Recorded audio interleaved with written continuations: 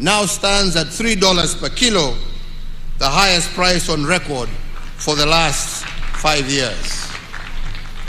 Indeed, it is expected that our tea farmers will receive a healthy bonus at the end of June 2022, signaling a return to the good old days of Chai Bora, Pesa Bora. In the coffee sector, again I am pleased to report that the determined efforts of our government to root out corrupt cooperatives that have been predating on our coffee farmers have borne fruit. The revitalization of the new KPCU by government has brought healthy competition into the coffee milling activities. And as a result, farmers in high-yielding areas like here in Kirinyaga are now receiving upward of Kenya shillings 100 per kilogram for their coffee, up from the average Kenya shillings 25 per kilogram in 2019.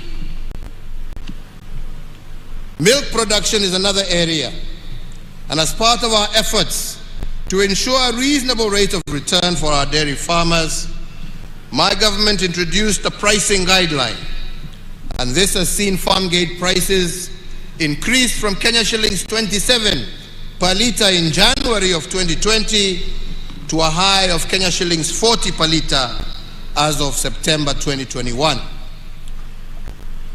On rice, I did, when I visited Kirinyaga last, direct that the Kenya National Trading Corporation purchase all the rice, not only from Ware, but also from Kano Plains, for onward selling to our disciplined forces, prison services, as well as to our boarding schools. And I am pleased to confirm that last year, out of 6 rice cooperatives nationally, Mwea Rice Growers Cooperative sold the most bags of rice to government. And in fact, for every 10 bags sold to government, Kirinyaga farmers sold 7. And out of this, they realized a total revenue of over 1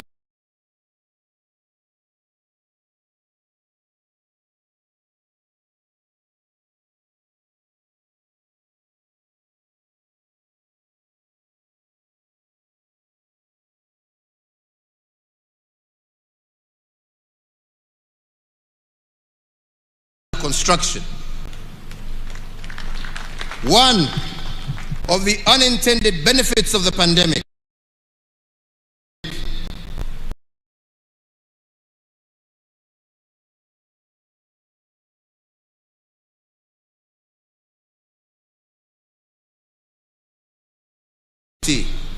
by an impressive 502%, from 180 to 651 ICU ready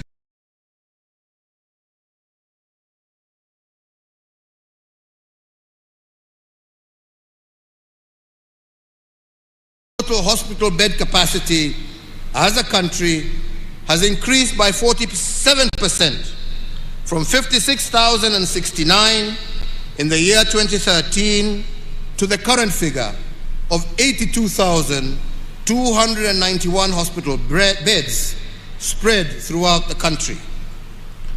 During the COVID-19 pandemic, we have improved our oxygen generation capacity in all our public health facilities, from 3 million liters per day in March of 2020 to 32 million liters per day in October of 2021.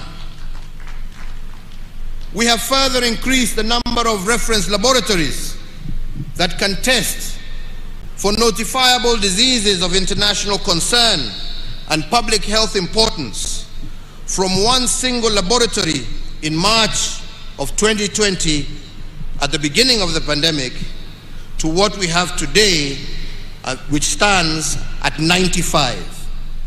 Fellow Kenyans, I just wish to remind you that at the beginning of the pandemic last year, we used to ship our samples for testing in South Africa, and the result turnaround time would be anything up to 5 days onwards.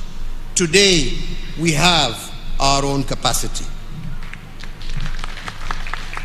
These strategic diagnostic investments have strengthened the country's healthcare system, especially in response to the COVID-19 pandemic, and will propel us faster towards the attainment of universal health coverage and fortify our country's preparedness for future global health security challenges.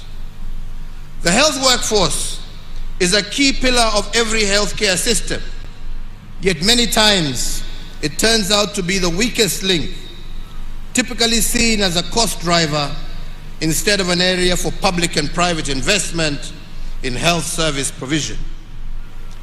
In a bid to bridge the gap in human resources for health, the government has progressively recruited an additional 36,900 healthcare workers in the last 9 years, bringing total public health workforce to what it is today, 75,000 health workers.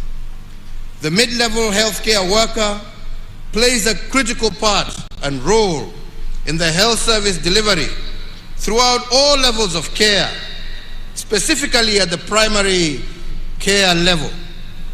And to this extent, we have expanded the capacity of our medical training colleges to train this critical mass of health experts from 28 KMTC campuses in 2013 to the current 71 campuses spread across 44 of our 47 counties. My administration has also put in place a comprehensive nationwide program to upgrade selected hospitals in all the 47 counties through provision of specialized, modern, state-of-the-art medical, diagnostic, and critical care equipment.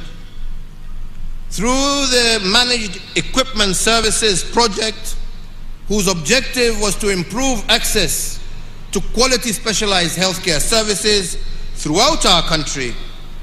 Under this project, we have identified and equipped 115 hospitals with various theater equipment, 101 hospitals with various radiological and imaging equipment, 14 facilities with ICU equipment, and 54 facilities installed and commissioned renal equipment for dialysis.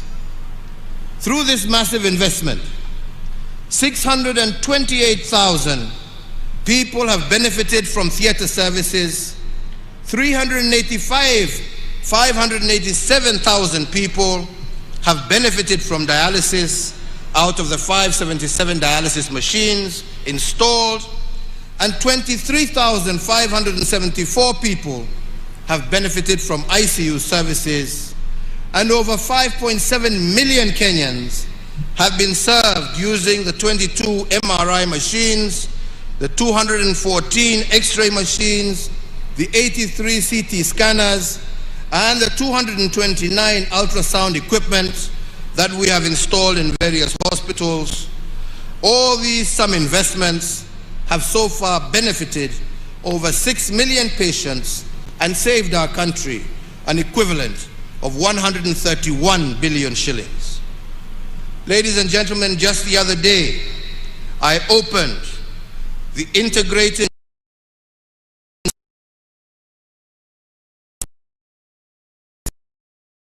is not just a first for Kenya, but for our entire sub-region.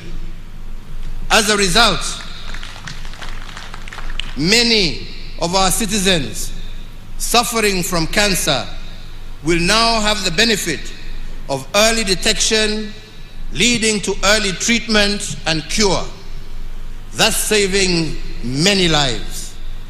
This, in addition to the millions of shillings that families who would have been forced to travel abroad seeking treatment for their loved ones will now save.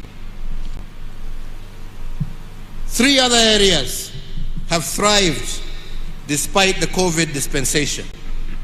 The first one is our robust infrastructure development. And indeed, to celebrate our Mau Mau liberators, a 582-kilometer road called the Mau Mau Road is under construction in their honor.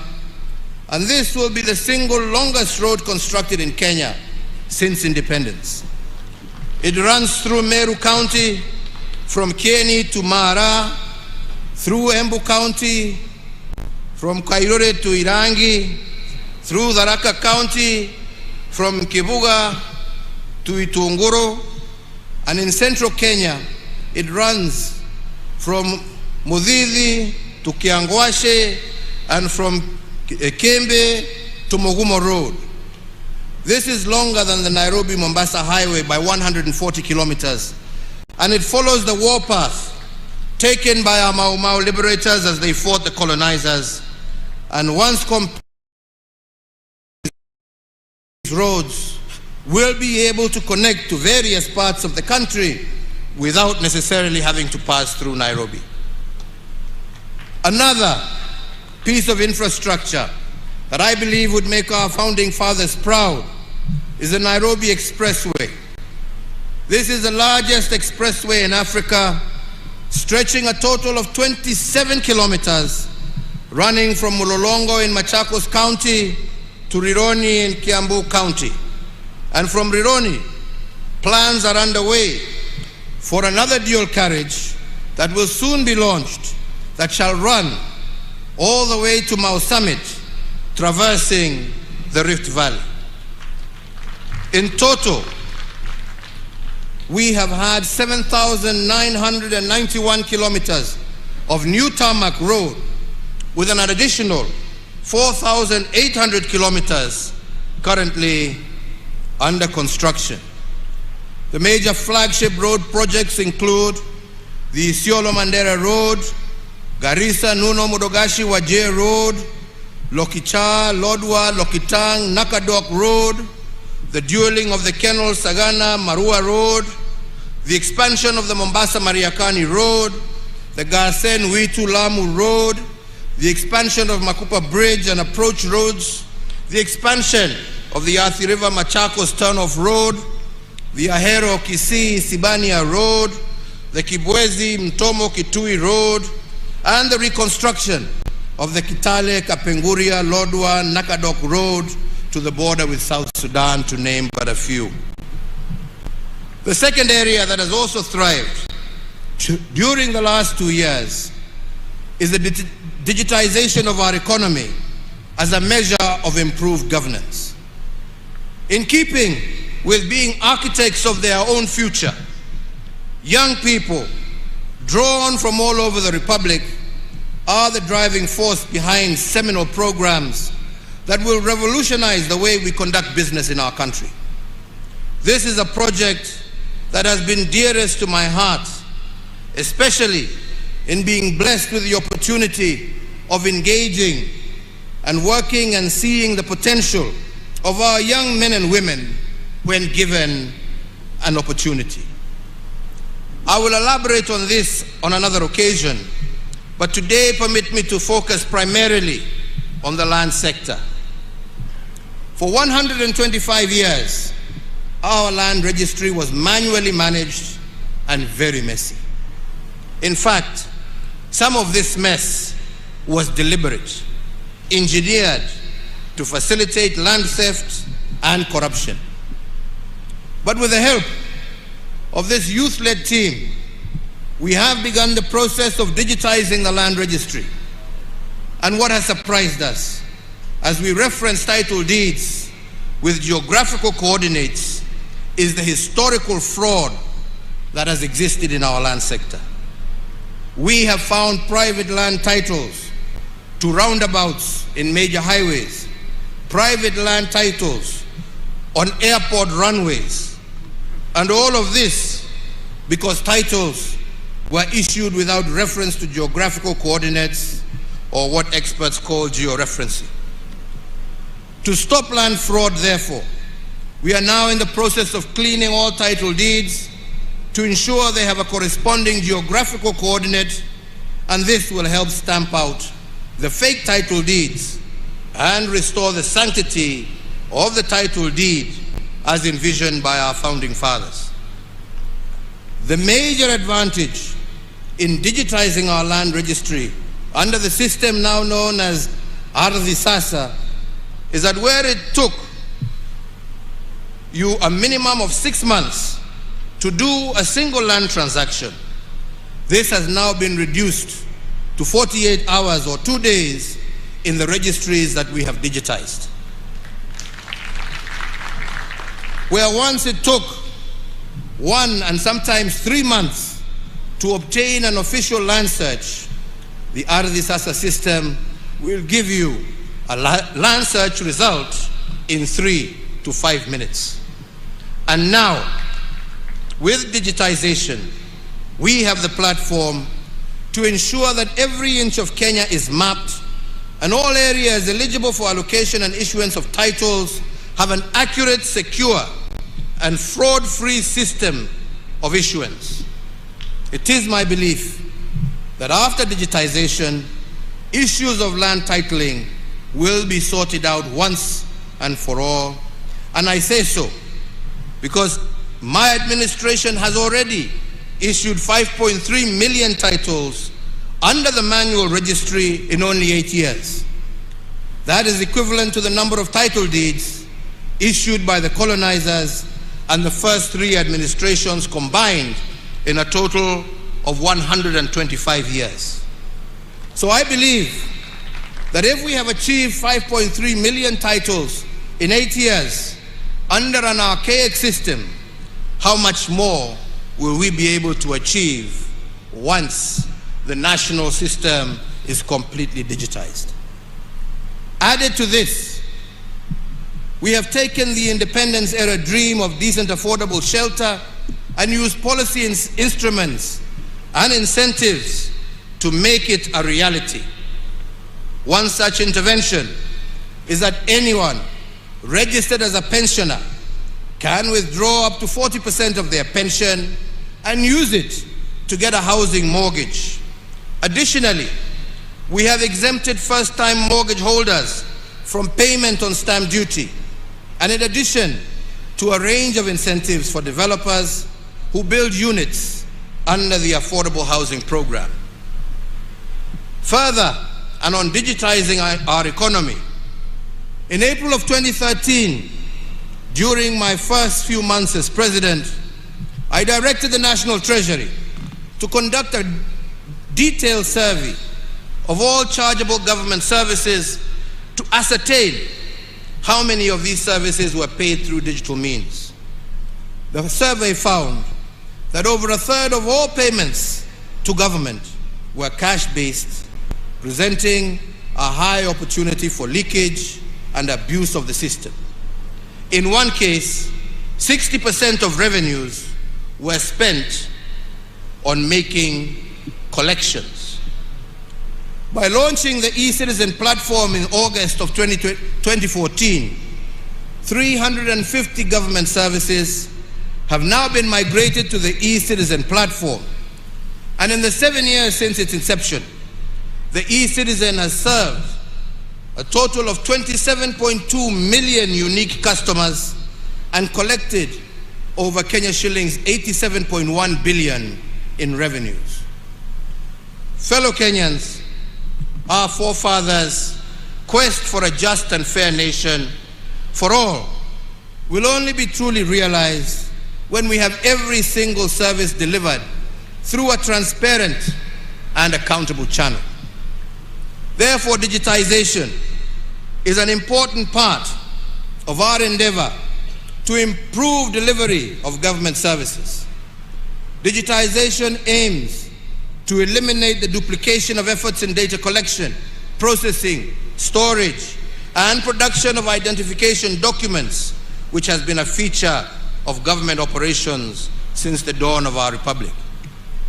Our policy interventions will also enhance the security of the current ID card through the implementation of a microchip electronic identity card that mitigates against emerging security threats such as identity theft, fraud in financial transactions, and the creation of false identities that are utilized in terrorism and other major crimes. This improved identity card will also be used as a secure travel document within the East African region. To those of you, my friends,